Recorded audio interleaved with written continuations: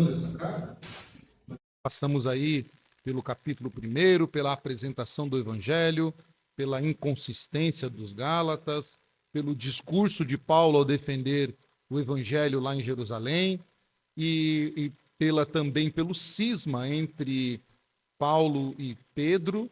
E agora, então, nós chegamos ao capítulo 3, nós leremos do versículo 1 ao versículo 5, onde Paulo aqui vai confrontar os Gálatas mediante as suas experiências. Paulo, então, vai apelar para as experiências dos Gálatas, dizendo assim a palavra do Senhor.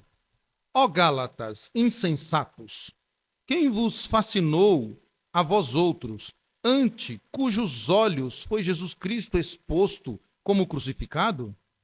Quero apenas saber isto de vós. Recebeste o Espírito pelas obras da lei ou pela pregação da fé?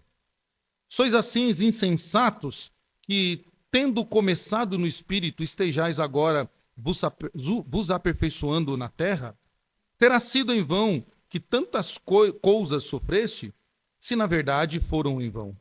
Aquele, pois, que vos concede o Espírito e que opera milagres em vós, porventura o faz pelas obras da lei ou pela pregação da fé? Meus irmãos, como nós já podemos perceber, e já percebemos isso na leitura da carta aos Gálatas, esta carta é a carta dos contrastes. Já percebemos isso. Obras da lei, pregação da fé, né? O falso evangelho, o verdadeiro evangelho, o falso apostolado, o verdadeiro apostolado, e entre outras coisas. Então, essa sem dúvida é a carta de Paulo em que se apresenta mais contrastes. E nós vamos ver que este tipo de aplicação, podemos assim chamar, é próprio do apóstolo Paulo, é próprio dele. E ele vai fazer isso em outras cartas, mas especificamente aqui em Gálatas, isso é feito do começo ao fim. Paulo conhecia bem os irmãos a quem ele direcionava a fé, né? Ou ele sabia de fato, ele conhecia bem o que direcionava a fé, o porquê que a fé chegava até alguém. E combatia então o quê? O que era referente às obras humanas. Paulo sabia como a fé chegara na vida de uma pessoa, por isso havia a necessidade de combater qualquer obra humana que tirasse o mérito sacrificial de Cristo. Em nenhum momento aqui o apóstolo Paulo, ele nessa repreensão que ele está dando, tanto no primeiro capítulo, quanto no capítulo 2, confrontando Pedro, ou mesmo no concílio de Jerusalém, e agora mesmo, onde ele usa palavras duras, nós não vemos aqui o apóstolo Paulo, em momento algum, deixando que o amor se afaste de suas palavras. Até quando Paulo repreende os Gálatas sobre a insensatez dele, nós vamos ver o que essa palavra quer dizer de fato. Paulo faz isso com amor. E esse é o grande ensinamento de Paulo nesses 5 versículos. A repreensão dura, objetiva, necessária, porém repleta de amor. Então, para relembrar a nossa memória, que às vezes nós esquecemos do que lemos há poucos instantes, só um breve resumo para a gente poder entrar então no versículo 1 da carta e assim entender o que Paulo quis naquele momento com os Gálatas e como nós podemos absorver isso para a nossa vida. Na primeira sessão desta carta, nós vimos ali nos capítulos 1 e 2, Paulo defendendo a sua autoridade apostólica. Isso ficou muito claro no capítulo 1, principalmente, mas no capítulo 2 também, Paulo defendendo a sua autoridade apostólica. Lembrem, ele disse, eu não fui escolhido apóstolo por homens, mas o próprio Senhor Jesus Cristo foi quem me vocacionou, ou quem me chamou para o apostolado, para pregar o evangelho.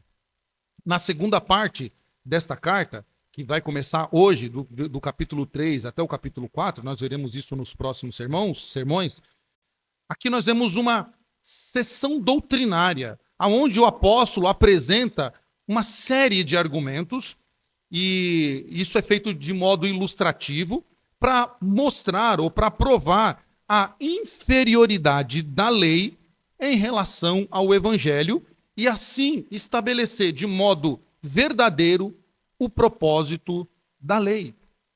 Então, Paulo, nessa segunda sessão aqui, ele vai apresentar argumentos sólidos, vai fundamentar os argumentos, vai usar ilustrações para isso, que nós vamos já ver no próximo domingo, através de Abraão e Sara. Paulo vai, então, trazer essas ilustrações para, então, estabelecer que a lei ela é inferior ao evangelho. Porque a lei não pode fazer aquilo que só o evangelho pode fazer. Então, Paulo vai, de modo muito objetivo, esclarecer aos Gálatas qual o propósito da lei. Na terceira sessão, que são os últimos capítulos dessa carta, Paulo então vai fazer aplicações práticas dessa doutrina, dos capítulos 3 e 4. Paulo vai exortar novamente os irmãos da Galácia, os Gálatas, para que eles usem de forma adequada as suas habilidades cristãs e não abusarem da graça do Senhor. E não abusarem dessa habilidade cristã que Deus concedeu à igreja. E ao invés de dar lugar ao pecado, o evangelho, então que o evangelho faz isso que ele vai abordar nesses últimos capítulos. O evangelho fornece meios para se obter a verdadeira justiça que a lei exige. O que a lei exige, Paulo vai dizer? A justiça. Mas só o evangelho vai fornecer os meios legais para se obter a justiça. Por isso Paulo vai trabalhar com obras da carne e frutos do Espírito, fruto do Espírito. Então, o tema central desta carta, como nós falamos já no primeiro sermão, no primeiro capítulo, no primeiro sermão, esta carta tem um tema central, que é a liberdade como ideal. A liberdade que o evangelho proporciona, ao contrário da lei que aprisiona quem a segue. A lei diz, não faça, não dê um passo, pare aí, não cometa isso. O evangelho não, o evangelho nos liberta acerca dessas proibições e faz com que essas proibições sejam encaradas de forma diferente, não punitivas, mas de forma de uma advertência. Percebe a diferença? O evangelho nos adverte, nos ensina, para que nós não violemos a lei. Então, através disso, nós conseguimos o cumprimento da lei, que a lei por si só não consegue. Então, o tema central dessa carta é a liberdade como ideal. Mas a realidade, aqui que Paulo traz aos irmãos da Galácia, era marcada por um mundo organizado a partir de um modelo de escravidão. Eles tinham isso muito bem claro. Quando se falava de liberdade e escravidão, eles sabiam do que eles estavam falando. Talvez nós não tenhamos essa compreensão da linguagem escravidão e liberdade, mas eles tinham. Por quê? Este povo foi um povo escravo. Foi um povo que passou por muitos e muitos anos na escravidão. Não só no Egito, mas também depois com a captura do Reino do Norte e do Reino do Sul. E, de certa forma, agora, neste momento em que Paulo está escrevendo, este Paulo está sentindo ainda o peso da escravidão porque eles estão sob o jugo de Roma. Então, este povo, eles entendem isso de forma. E a carta, ela é também chamada, como nós já dissemos em outra mensagem, que ela é chamada por muitos de um manifesto da liberdade cristã e da universalidade da igreja. Então, olha que carta rica, que carta maravilhosa. E então nós chegamos no capítulo 3, que é o objeto do nosso estudo nesta noite. No capítulo 3, embora hoje nós só vamos ficar nesses 5 primeiros versículos, para que nós possamos, assim, de forma fragmentada, compreender o que o apóstolo desejou aos Gálatas, e também nós possamos compreender, nós vamos entrar então em uma das partes doutrinárias. Paulo agora vai começar a trabalhar com doutrina, que são elementares para a compreensão da insensatez que os Gálatas estão praticando. Essas doutrinas bíblicas, Paulo vai começar a trazer aqui, são as mais importantes de toda a Escritura, onde se estabelece de forma clara o propósito da lei, né? E assim faz com que seja discernido o propósito da lei em contraste com a graça de Deus. Então, Paulo vai entender que existe doutrina, mas existe doutrina elementar. E é a doutrina elementar que esse povo precisava entender, e Paulo vai trazer aqui a doutrina fundamental, ou uma das doutrinas fundamentais do Evangelho. Bom, no versículo 1, então, e você vai perceber que conforme nós estamos lendo, Paulo está exortando esses irmãos, perguntando-vos, mas ao mesmo tempo que Paulo pergunta, é Paulo quem responde. Isso é muito curioso na forma como Paulo achou para exortar os Gálatas. Paulo pergunta e, logicamente, quando alguém te pergunta alguma coisa, você responde. Mas Paulo pergunta e ele mesmo, então, responde. Isso chama-se perguntas retóricas. E isso é muito curioso, porque Paulo não está dando oportunidade para os Gálatas falarem. Paulo está dizendo, vocês já falaram tudo o que vocês precisaram. Agora vocês precisam ouvir. E o que vocês vão ouvir, eu vou lhes perguntar, mas eu vou dar a resposta porque eu sei a resposta. E já no versículo 1, então nós vamos ver Paulo trazendo a eles que o legalismo, alguém que segue um modelo legalista, né? E por que nós não devemos seguir o legalismo? Por que Paulo está combatendo o legalismo? Ou seja, o zelo irrestrito da lei, da guarda das festas ou do calendário, das questões alimentícias e da circuncisão. Porque o legalismo, ele exerce um notável fascínio sobre a natureza humana. Paulo vai deixar claro aqui no primeiro versículo que o legalismo, ele exerce um notável fascínio sobre a natureza humana. Irmãos, historicamente, o homem gosta de viver sobre lei. O homem tem um fascínio, ele se encanta, ele se enfeitiça por dogmas e os defende até a morte. Versículo 1, então, Paulo diz: ó Gálatas insensatos, quem vos fascinou a vós outros, ante cujos olhos foi Jesus Cristo exposto como crucificado? É uma pergunta que Paulo está fazendo aqui. Paulo se dirige aos Gálatas com uma expressão que no grego ela é muito mais forte do que no português. Se chamar alguém de insensato não vai ofender tanto. Mas se você chamar essa mesma pessoa, trocar o insensato por desmiolado, sem mente, ou uma pessoa louca no nosso na nossa linguagem moderna, soa mais grave, né? No grego, essa palavra ela aponta para uma pessoa que não tem mentalidade. É uma pessoa desprovida da mentalidade. É isso que Paulo está dizendo a ele. Paulo os chama de desmiolados, de insensatos, que eles não têm sensatez no que eles estão fazendo, que eles não estão usando a mente, eles não possuem raciocínio lógico. Por que Paulo faz isso? Porque Paulo lhes pergunta, quem foi que os enfeitiçou?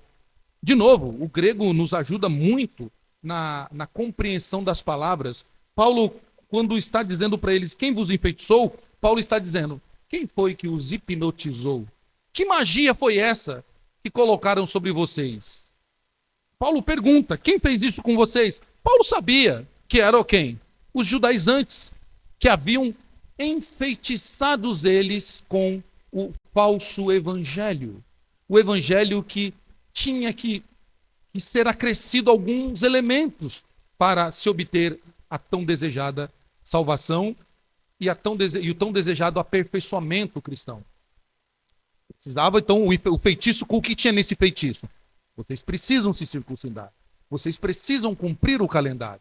Vocês precisam também cumprir a dieta alimentar. Paulo pergunta quem fez isso, e eles dizem, e Paulo ainda diz para eles, né? No grego fica muito mais claro quando nós olhamos, Paulo diz assim, vocês caíram na conversa deles, mesmo quando, né, eu fui a Jerusalém resolver este problema e mostrar qual o verdadeiro evangelho, e vocês foram engambelados, eu usei essa palavra domingo, vou usar de novo, engambelados, vocês foram então enfeitiçados, vocês foram então enrolados por essa conversinha, por esse blá blá blá, como diria o Vlad, né? Blá blá blá. É isso mesmo? Mesmo depois do que eu fiz, repreendendo até mesmo um dos notáveis do Concílio de Jerusalém, que era o apóstolo Pedro, mesmo eu esclarecendo para vocês, vocês então caíram nesse conto da fada, e ainda, Paulo traz ainda para eles algo muito claro para eles. Paulo diz para eles, né, que foi colocado junto aos olhos deles por Jesus Cristo, exposto como crucificados. No grego, essa palavra é uma palavra muito forte, é oftalmos. Essa palavra oftalmos no grego, que vem do oftalmologia, ela aponta para algo forte, ou seja, foi exposto, foi colocado diante de vocês. Ou seja, foi escancarado para vocês.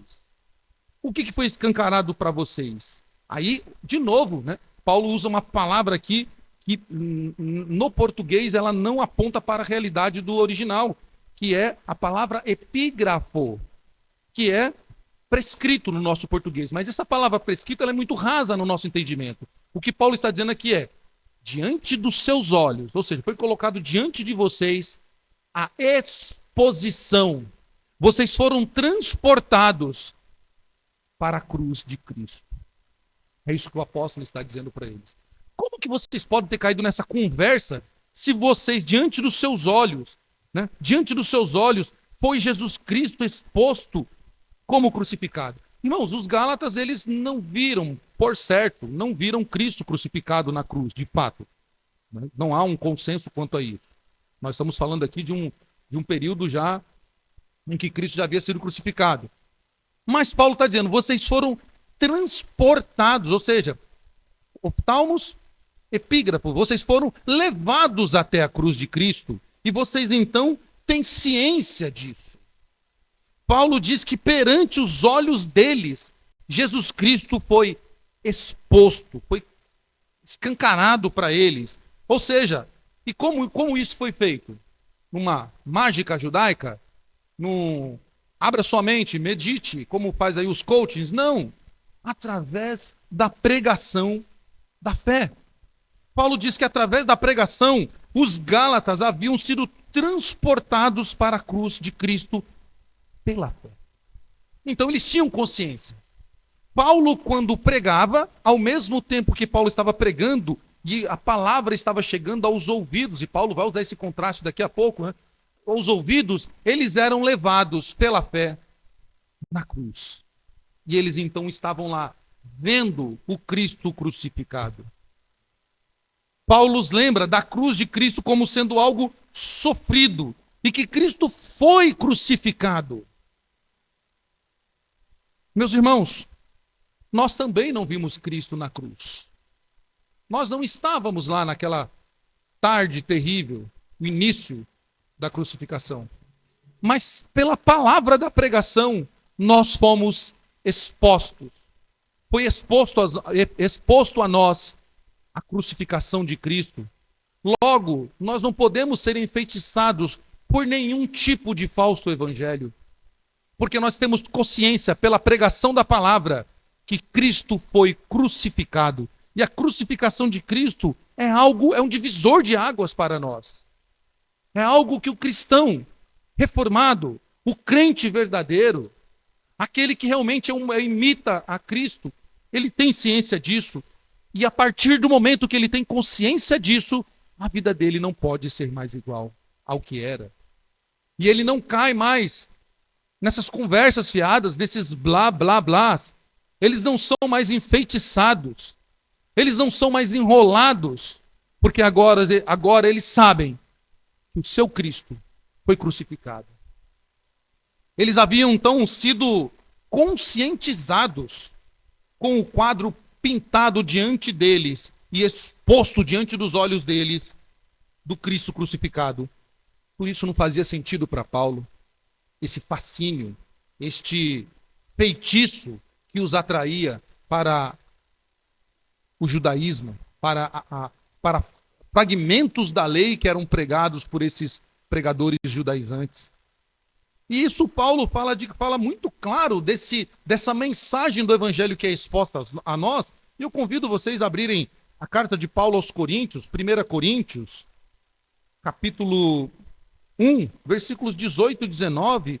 Paulo diz então que aquele que tem consciência da crucificação de Cristo, ele marca-se um divisor na sua vida. Olha o que Paulo diz, 1 Coríntios capítulo 1, versículos 18 e 19. Certamente a palavra da cruz é loucura para os que se perdem, mas para nós que somos salvos é o poder de Deus. Pois está escrito: destruirei a sabedoria dos sábios e aniquilarei a inteligência dos instruídos. Deixa aberto aí que nós vamos ler ainda mais um trecho de Coríntios. Paulo está dizendo para eles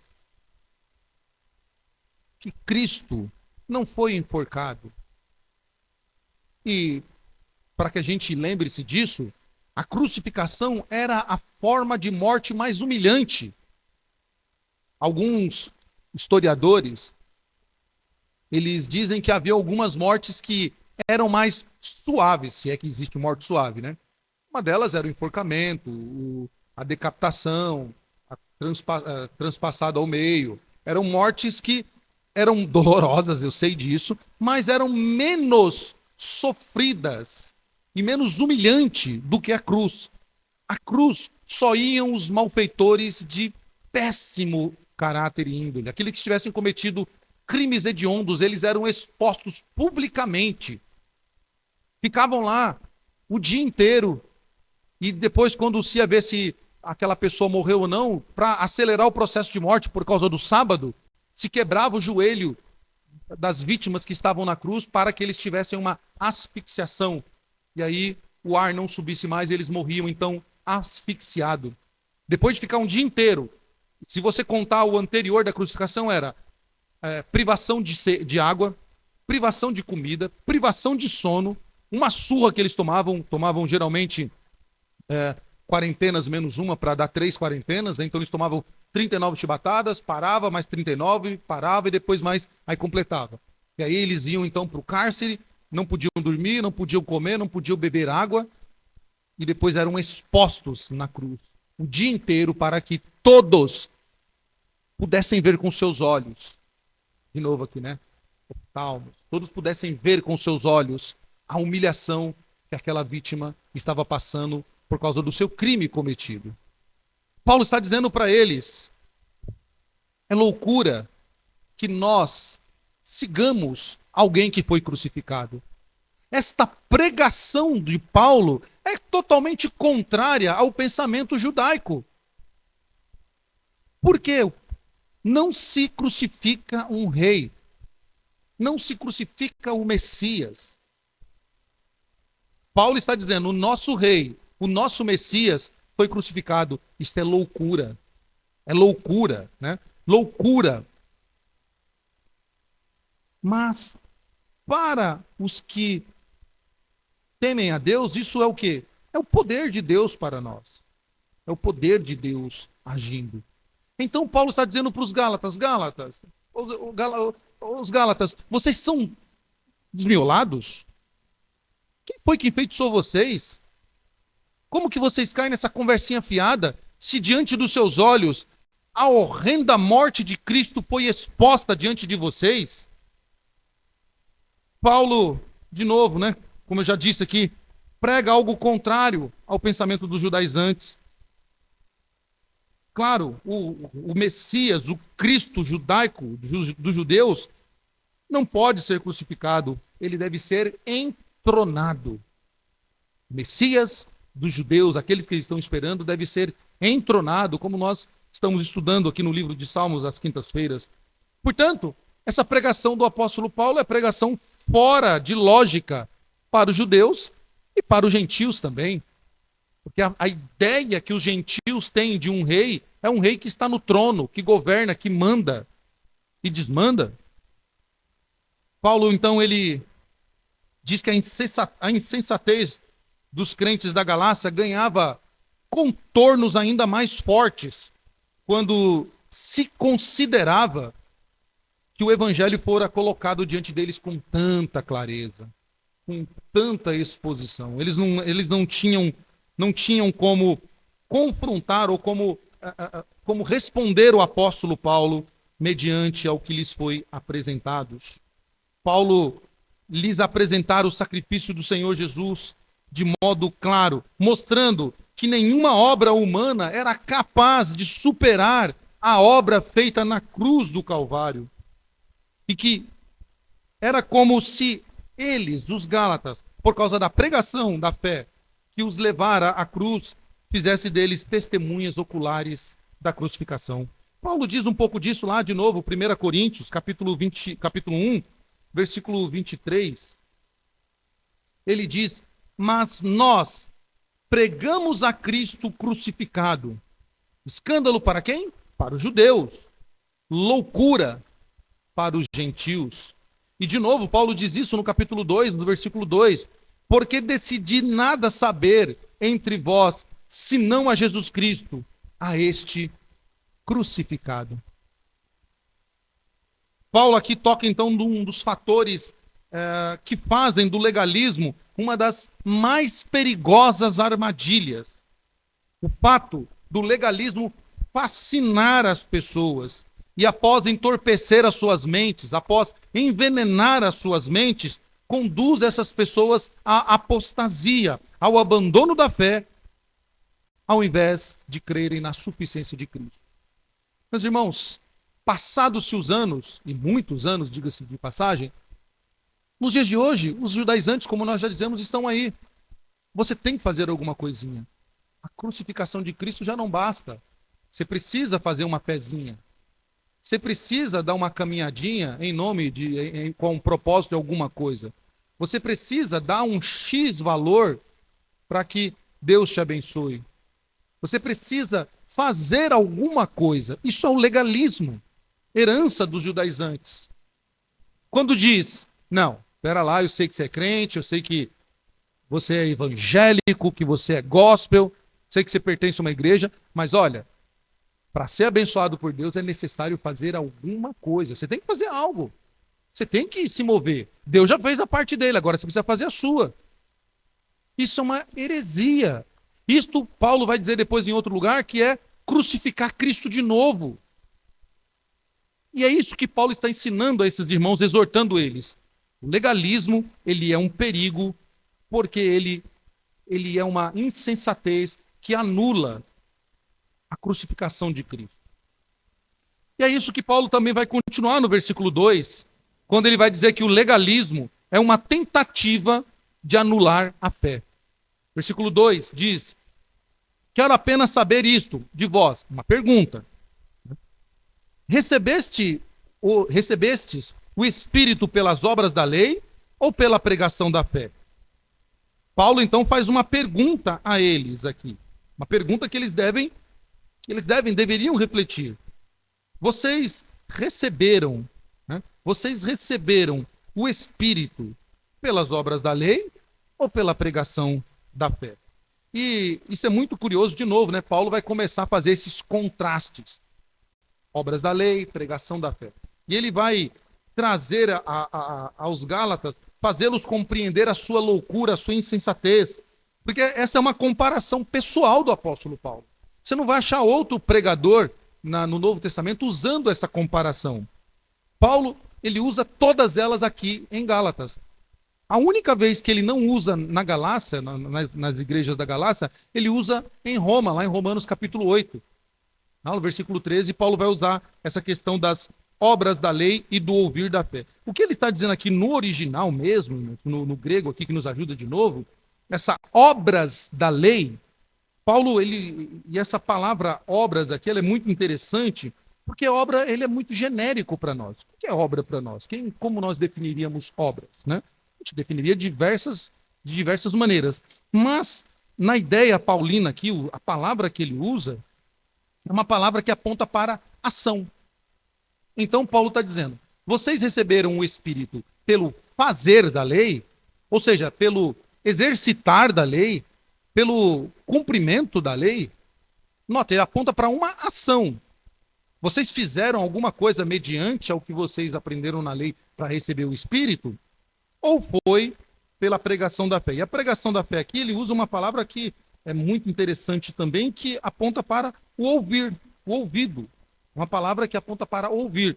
Então vocês receberam o Espírito pelo fazer da lei ou pelo ouvir da fé?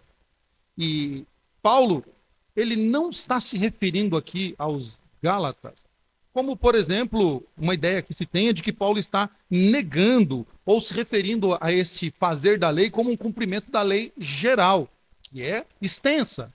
Paulo está dizendo aqui, e ele vai de novo depois fazer isso de forma mais clara e objetiva, Paulo vai dizendo assim, há uma hipocrisia tão grande no legalismo que nem para aplicar a lei todas eles fazem.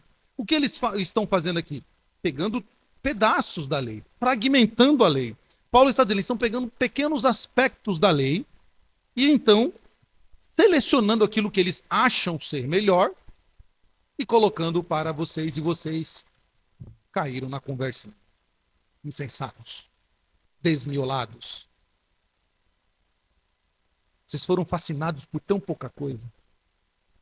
Irmãos, ao longo da história, a igreja passou por esses fascínios. Talvez os mais novos, e louvado seja Deus por isso, talvez não, com certeza os mais novos não passaram por um período difícil da igreja dos legalistas, onde quase não podia existir. Então, por exemplo, não se podia usar tal coisa, não se podia fazer tal coisa, não podia ouvir uma música, não podia ter televisão, não podia fazer um penteado diferente. E o engraçado, né, que a gente olha para esses aspectos, que eram pequenos cumprimentos, não era uma totalidade. Selecionava-se o que queria. Selecionava-se o que queria. Então, por exemplo, não pode ouvir música secular. Música secular é pecado, é coisa do cão. É o diabo que está infiltrando na igreja, não pode ouvir música secular. Mas, ao mesmo tempo, se cantava dentro do inário músicas folclóricas, que eram do folclore escocês, do folclore sueco, do folclore norueguês, do folclore francês, do folclore inglês. Música secular também. Não foram feitos para a igreja e depois a igreja, por ter letras bonitas e que louvavam a Deus, porque era um outro contexto de sociedade, se pegou. E é muito engraçado, né, que não se pode usar calça, mas quem que não pode usar? As mulheres. Os homens não tem problema com os homens, né? As mulheres não podem usar isso, mas os homens podem. As mulheres não podem usar uma bermuda, mas os homens podem. As mulheres não podem usar um penteado, mas os homens podiam fazer os seus recortes. A mulher não podia usar uns negocinho no cabelo lá que diz que era o chifre do diabo, mas os homens podiam usar o chapéuzinho. Ou, na época, mais atrás ainda, quem não tinha um chapéu era visto diferente. Então, notem, era pequeno, não havia, eles selecionavam o que queriam. Como hoje, se seleciona o que quer. Você vai para muitos lugares aí legalistas, seleciona o que quer. Então, vamos selecionar aqui o que tipo de legalismo nós vamos fazer. Olha, para ser crente, você precisa fazer isso. Não importa se você está no 3º ou 4º casamento, não importa se você gosta de tomar uma branquinha, não importa se você fuma, não importa como é o teu palavreado, importa que você traga a quantia desejada para cá. Isto é um escárnio, Paulo está dizendo, na crucificação de Cristo. Isto é uma hipocrisia, o que Paulo está dizendo. Por isso que lá na frente, lá no capítulo 5 e 6, Paulo vai trabalhar com o fruto do Espírito. E Paulo está dizendo, a lei pode trazer isso, vocês receberam então o Espírito mediante ao cumprimento da lei, ao fazer da lei. Essa pergunta de Paulo, ela fica bastante simples e óbvia e em termos de resposta. Então ele pergunta e ele mesmo responde, porque ele sabe qual é a resposta, né? Ele pergunta então de novo, vocês receberam o Espírito porque vocês marcaram o seu corpo, porque vocês se circuncidaram, ou porque vocês guardaram o calendário e foi cumprindo algumas das festinhas, ou porque vocês deixaram de comer alguma coisa, ou porque vocês ouviram a pregação da fé? Quem vos transportou para a cruz? Foi o cumprimento, o fazer da lei? Ou foi a pregação, o ouvir da fé? A resposta é óbvia, porque ouviram a pregação do evangelho, que expôs diante dos olhos deles Cristo crucificado. E eram por isso que eles receberam o Espírito. E assim Paulo responde a eles. O termo que Paulo usa para fazer vai apontar para esforços humanos e não méritos de Cristo. Paulo está tentando fazer com que eles entendam: se vocês receberam o Espírito mediante o fazer da lei, logo vocês estão tirando os méritos de Cristo e colocando os méritos em vocês. Paulo indaga a eles: de onde veio então isso? Me respondam, de onde vem o Espírito que vocês receberam? Dos méritos de Cristo ou dos méritos de vocês? Meus irmãos, o ensino cristão sobre a habitação do Espírito Santo no crente é uma parte integrante, importante e fundamental do Novo Testamento. Nós vamos ver isso, Paulo falar isso em Romanos, 1 Coríntios, Paulo vai falar isso na segunda carta aos Coríntios, os evangelhos vão falar, sendo certo que a ausência do Espírito Santo em alguém é prova que tal pessoa não é salva. Isso é fato. Efésios capítulo 1, lá no finalzinho, diz que nós somos selados por Deus com o Espírito Santo. Então, uma pessoa salva, ela tem habitação do Espírito Santo. Por isso que Paulo está dizendo: quem selou vocês? Quem salvou vocês? Mediante ao que vocês receberam o Espírito e receberam então salvação? Foram marcados? Foi pelo fazer da lei? Paulo está dizendo para eles isso. É impossível uma pessoa, por cumprimentos de lei, por obras da lei, ela alcançar a habitação do Espírito, ela ser habitada pelo Espírito Santo. Essa é uma dádiva que só é alcançada pela fé em Cristo Jesus. E que, claro, dentro do seu escopo, ela vem pelo ouvir da fé. Lembra? A fé vem pelo ouvir. E o ouvir o quê? As obras da lei? Não. A palavra de Deus.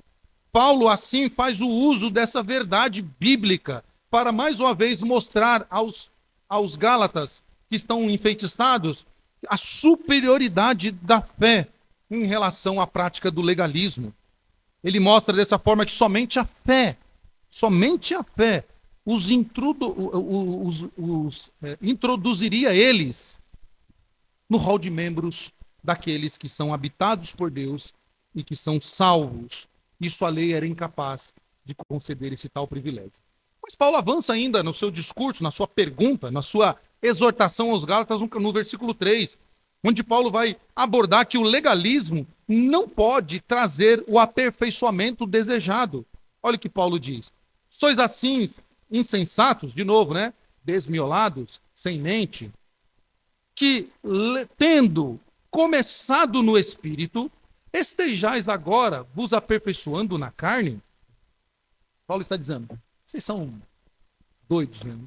Vocês são desmiolados. Como que vocês, tendo começado no ouvir da fé, agora querem ser aperfeiçoados através do fazer da lei? Paulo está pegando pesado com eles aqui.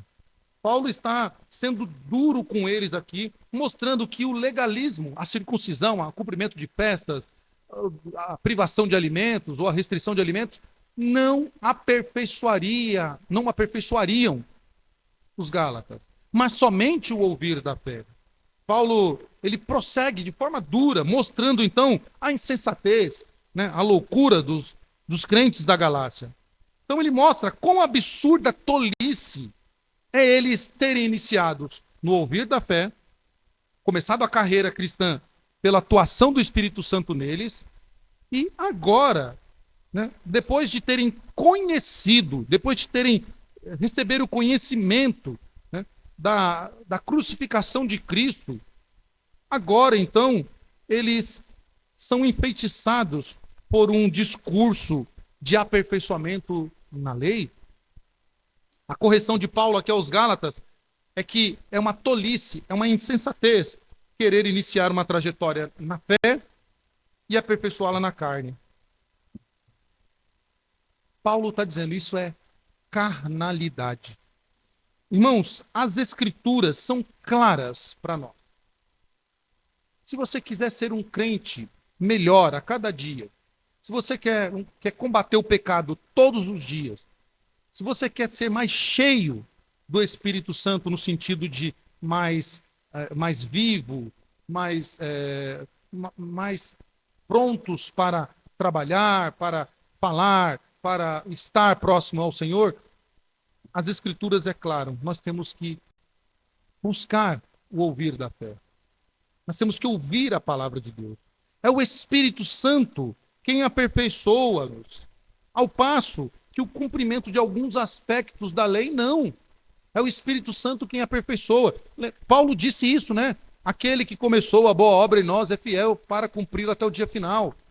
Paulo vai exortar lá em Romanos, dizendo que não há mais nenhuma condenação, ou seja, a lei não pode mais condenar aqueles que andam em Cristo Jesus, que não andam segundo a carne, ou seja, que não andam mais segundo a ação dos méritos ou do cumprimento da lei. Paulo está dizendo, não há aperfeiçoamento em legalismo. Não adianta o discurso dos judaizantes dos dias atuais dizerem, você quer ser mais crente? Vem para cá porque aqui tem uma oração especial.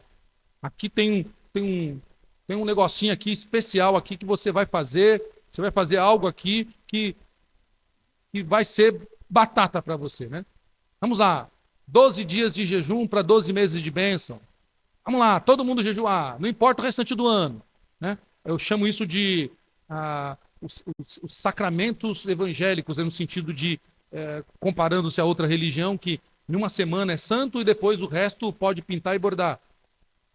É os 12 dias, né? 12 dias de jejum, orando, vamos lá, todo mundo aqui, num só propósito, tal, tudo. Deus vai abençoar, Deus vai fazer. E depois, acabou os 12 dias, no 13º, por coincidência, já começa a pecar. É isso mesmo? É isso que o Evangelho proporciona? É isso que o ouvir da fé traz? Não, o ouvir da fé traz ao crente o entendimento de que o aperfeiçoamento é feito pelo Espírito Santo. Nós conversávamos antes do culto que há momentos que você certamente está desanimado. Está na sua casa lá, está batendo o relógio. Oh, meu Deus, 6h30, que vontade de ir para a igreja.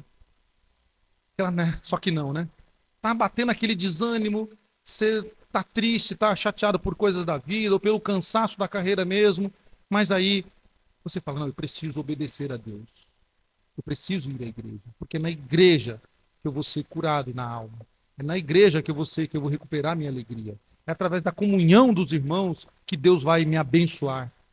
Isso é o Espírito Santo trabalhando em nós. É o Espírito Santo te aperfeiçoando. E eu tenho certeza que se você olhar para a história da sua vida, se você fizer essa análise mental hoje, agora aqui, você vai falar, hoje, né, dia 2 de julho de 2023, eu sou muito mais crente do que eu era no dia 2 de julho de 2022. Porque você está no processo do aperfeiçoamento. Há pecados que já foram tratados, há problemas que nós não temos mais que enfrentar porque Deus nos aperfeiçoou e continua aperfeiçoando. E nós continuaremos no aperfeiçoamento do Senhor até o dia final. Isso não é feito pelos méritos da lei, pela ação da lei. É feito pelo ouvir da fé. Por que nós, na caminhada cristã, então nós vamos numa linha crescente e não numa linha caindo, numa linha crescente? Porque é o Espírito Santo todo dia trabalhando em nós.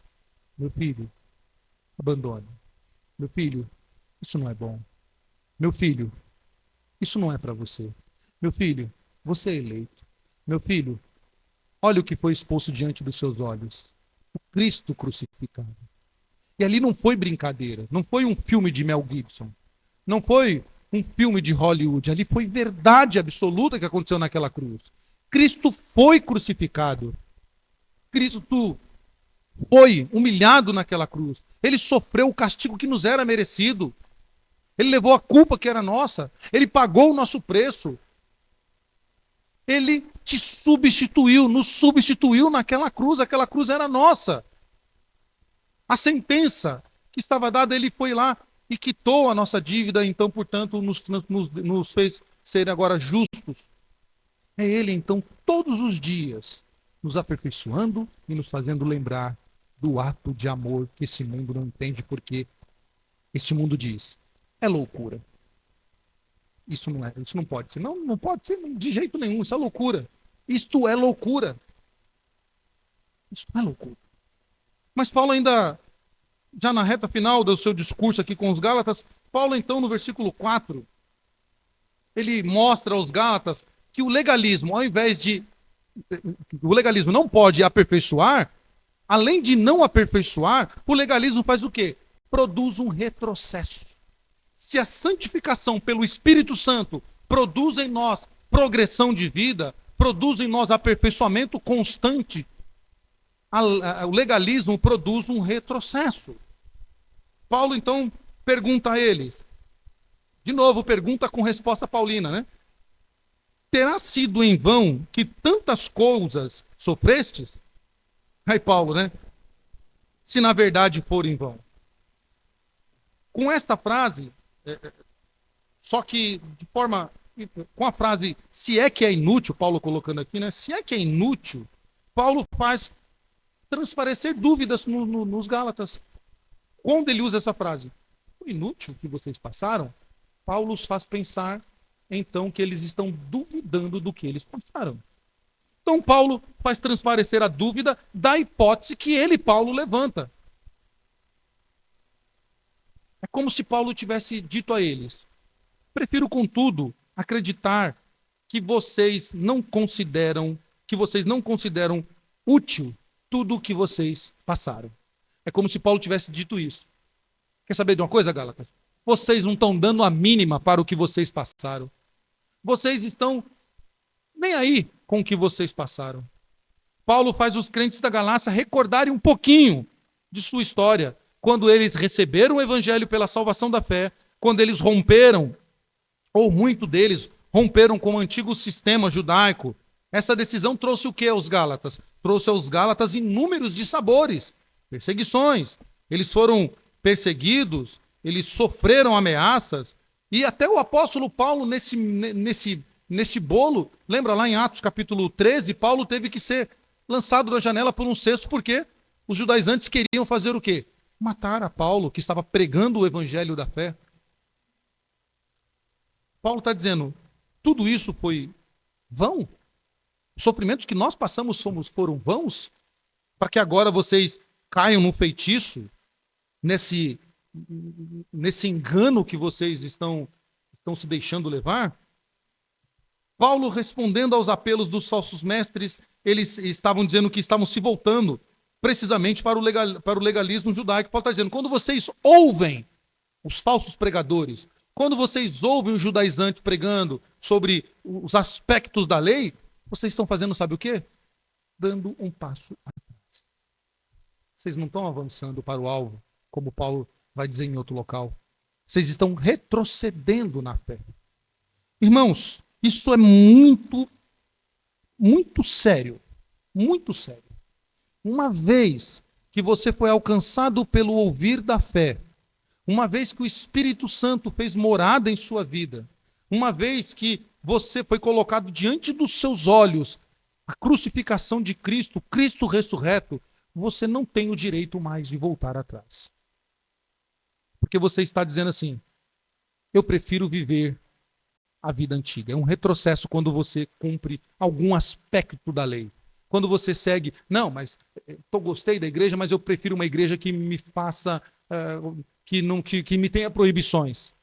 Certa vez, dando aula numa casa de recuperação, um rapaz chegou para mim e falou assim, pastor, né, eu não era nem pastor, né, não sou e nem era, na época era estudante apenas.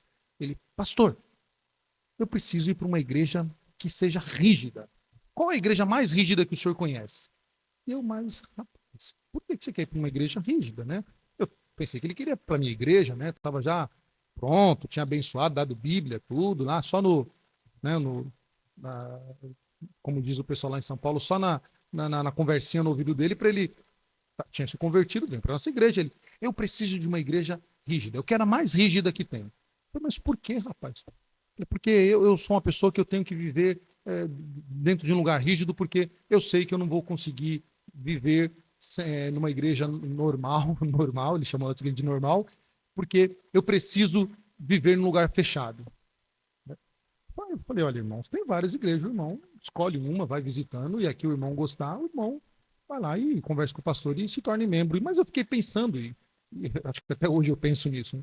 Pensando, né? Por que alguém quer congregar num lugar rígido, um lugar que seja como se fosse um quartel general, mas não um quartel general normal, como nós conhecemos, mas um quartel general mesmo de opressão, como se fosse uma cadeia de fato. É como se alguém pedisse assim, me prenda, eu quero ser preso. Eu quero ser preso porque eu não posso viver em liberdade. Mas por quê? Não, porque eu, sei lá, não, eu quero... Não dá para entender. Aí, pensando nisso, né, é porque, de fato, não compreendeu a pregação da fé, o ouvir da fé.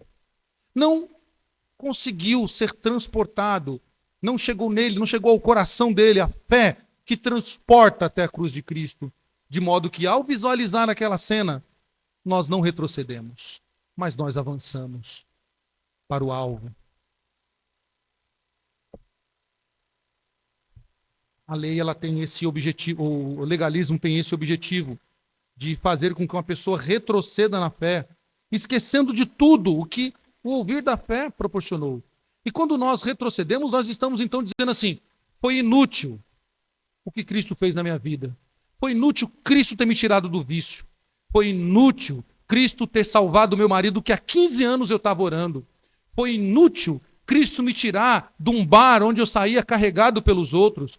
Foi inútil Cristo me curar de uma doença incurável. Foi inútil quando eu era perseguido pelos meus vizinhos, pela minha própria família, na escola, no trabalho, quando riam de mim porque eu era crente. Foi tudo isso inútil, porque agora eu estou dizendo que eu preciso de aspectos da lei para viver o verdadeiro evangelho.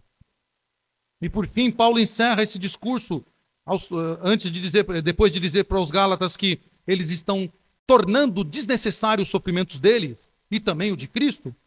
Paulo então finaliza dizendo que o legalismo associa os feitos de Cristo aos esforços humanos.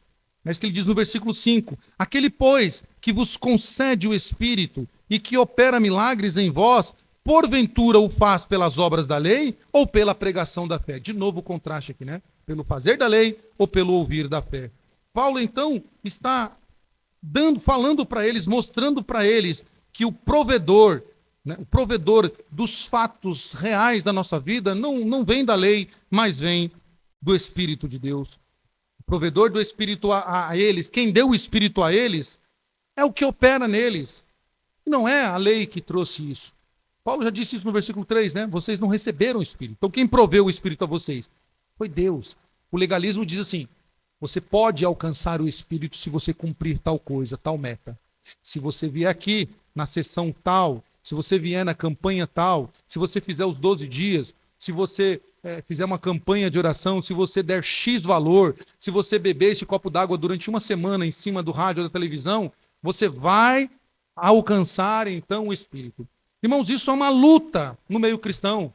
Eu vi já pessoas, e vocês de certo também, pessoas que faziam de tudo para receber o Espírito Santo.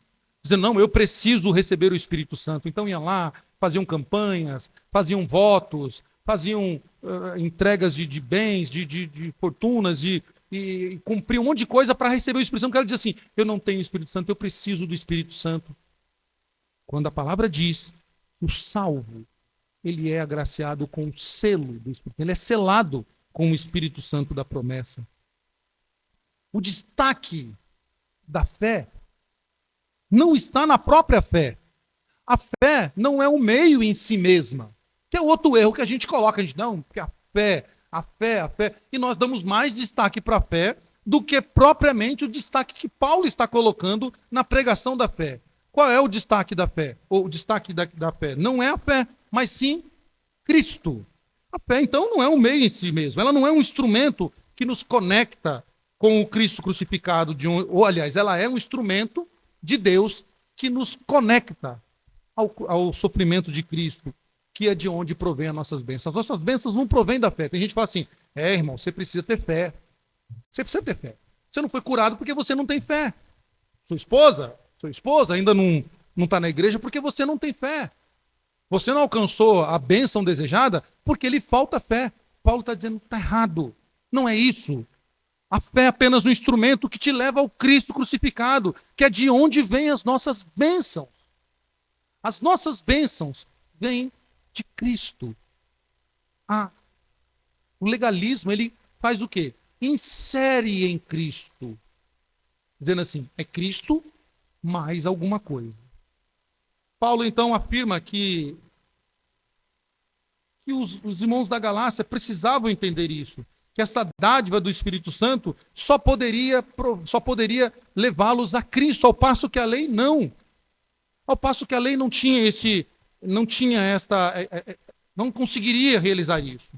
E Paulo, então, conclui a sua dura exortação aos insensatos gálatas com esta palavra, dizendo para eles que eles precisavam ter em mente que ele próprio, Paulo, né, realizou na Galácia milagres. E aqui milagres é milagres mesmo, irmãos. Tá? Nós hoje temos uma compreensão de milagre que fica para outro dia, mas aqui eram os milagres mesmos, eram dons de línguas, eram dom de ressuscitar pessoas, eram milagres extraordinários. Não era a cura de caroço, dor de garganta, como eu vi esses dias, né? O culto da cura da diabetes, não é isso. É realmente os milagres extraordinários de um morto estar morto, claro, né? Ele ser ressuscitado, de uma pessoa realmente ela estar com uma enfermidade incurável e ela ser curada, de receber os dons espirituais, profecias, etc. e tal, tudo isso ocorria nesse tempo. E Paulo diz: vocês viram que eu mesmo fiz isso. Lá em Atos capítulo 14, Paulo mostra o milagre que foi feito. Né? E então Paulo diz para ele: vocês precisam considerar isso. Isso só pode vir do Cristo crucificado. Meus irmãos, nada pode ser acrescentado às Escrituras. Nada. De fato, nada. O livro de Apocalipse termina com essa advertência. A quem tirar um trecho da Escritura, será-lhe tirado também do porvir. Não devemos tirar e nem acrescentar. A palavra é clara quando nos afirma que o justo viverá pela fé, e não pela lei, mas viverá pela fé.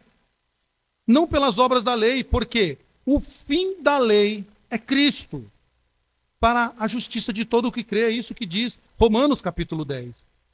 Assim como Paulo, devemos ter então consciência de quem é Deus, quem somos nele e da infalibilidade da palavra. A palavra, ela é fiel, ela não tem falhas. Cremos que aquele que começou a boa obra em nós há de completá-la em Cristo Jesus, nosso Senhor, conforme Paulo diz lá em Filipenses capítulo 1. Cristo é suficiente e não precisamos de nenhum esforço humano.